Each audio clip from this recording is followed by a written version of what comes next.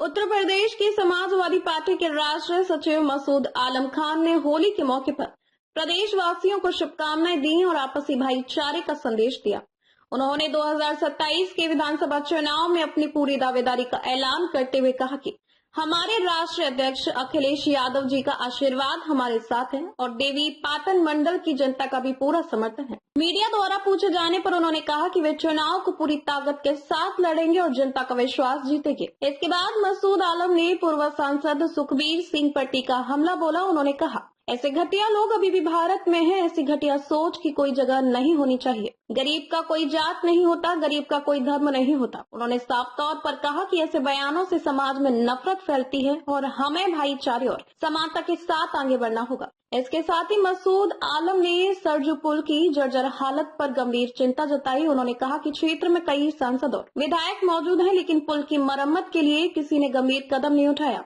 उन्होंने कहा कि सरजू पुल के गिरने का खतरा गंभीर है और प्रशासन से आग्रह किया है कि वे तुरंत मरम्मत का काम शुरू करें ताकि जनता की सुरक्षा सुनिश्चित हो सके।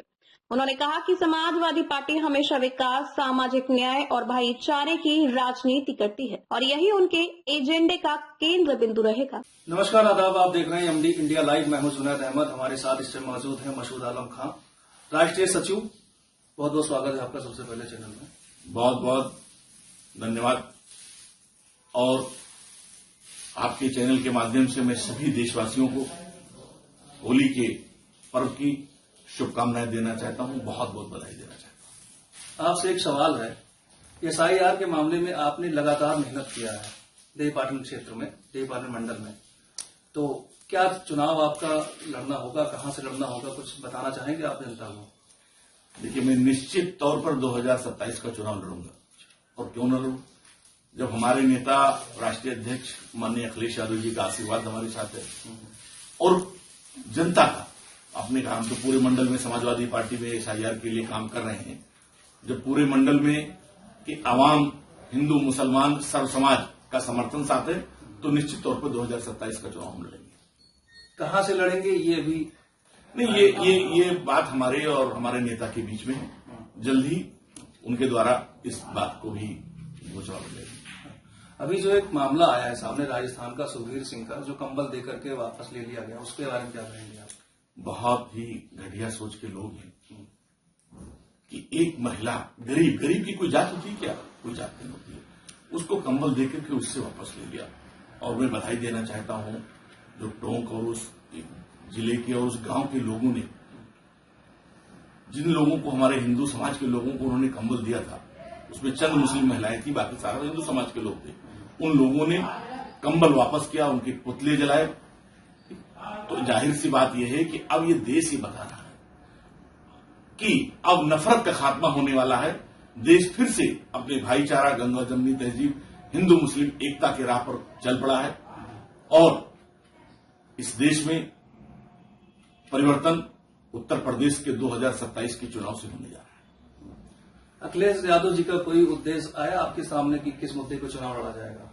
देखिए, बिल्कुल अखिलेश यादव जी का मुद्दा विकास है, बेरोजगारी है, महंगाई है, शिक्षा है, स्वास्थ्य है। जिस मुद्दे पर समाजवादी पार्टी ने सरकार में रहते हुए विकास की, जहां आज हम गोंडा में बैठे हैं, गोंडा से लखनऊ हम 5 घंटे में पहुंचते थे, आज 1.5 घंटे में पहुंच रहे हैं। गोंडा से बलरामपुर हम 2.5 घंटे में पहुंचते थे, आज हम 40 मिनट में, 30 मिनट में पहुंच रहे हैं।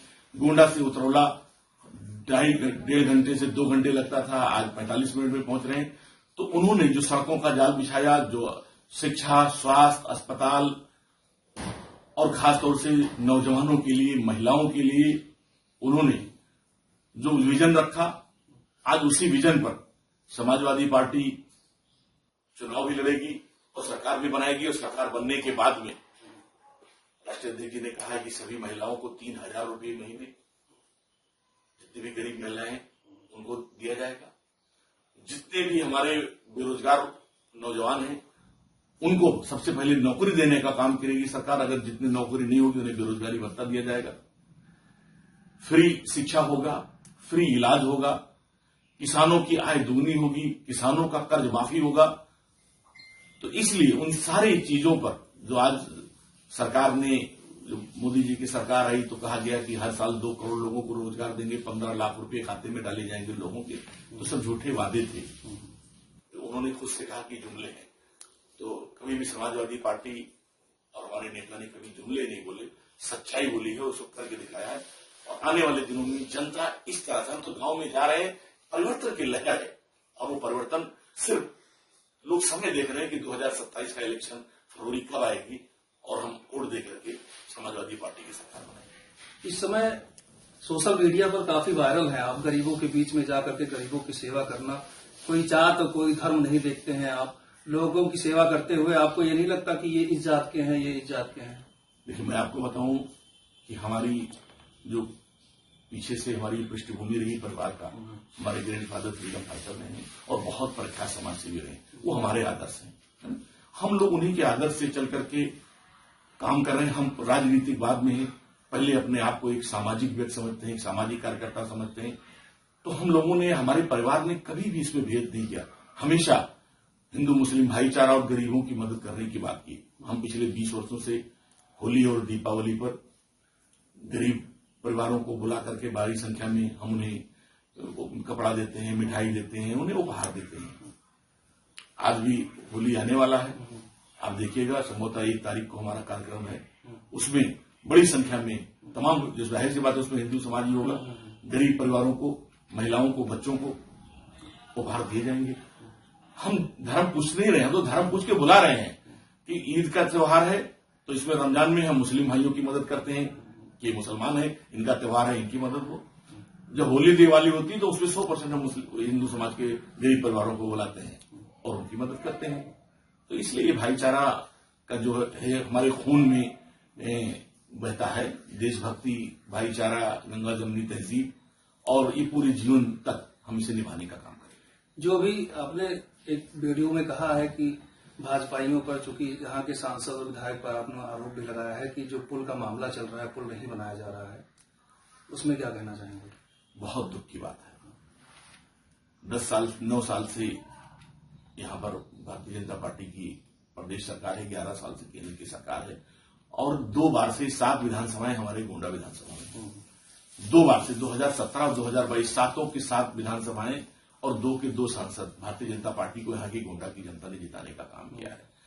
अगर इतने लोग मिल करके एक घाघरा का पुल नहीं बन पा रहा है, आप हमेशा जब देखो तब वो बंद हो जा रहा है, और कम से कम वो नेपाल बॉर्डर को जोड़ता है, नेपाल देश को जोड़ता है, 5-7 जिलों को जोड़ता है। तो इसलिए हमने पहले भी कहा, आज भी हम कह रहे हैं कि अपने सभी सम्मानित सांसद और विधायक जनप्रतिनिधियों से और पूरे देवी पाटन मंडल के सांसद और एमएलए से कहना चाहते हैं कि आप इसको सरकार पर मिल करके, मुख्यमंत्री जी से मिल करके वहां पर एक वैकल्पिक पुल, जो भी पेंटून का जो पीपे का है, उसे बने और तत्काल स्वीकृत होकर के एक नया पुल 4 लेन या 6 लेन वहां पर निर्माण होना चाहिए, ताकि आने वाले दिनों में जो एक लोगों के अंदर डर है कि कब पुल बैठ जाएगा, कब हमारा जिला, हमारा मंडल राजधानी से कट जाएगा, वो शंकाएं दूर हो जाए। ये थे मसूद आलम खां, किसी परिचय के मोहताज नहीं है, गरीबों के बीच में जाकर के गरीबों की मदद करना इनका एक सेवा है।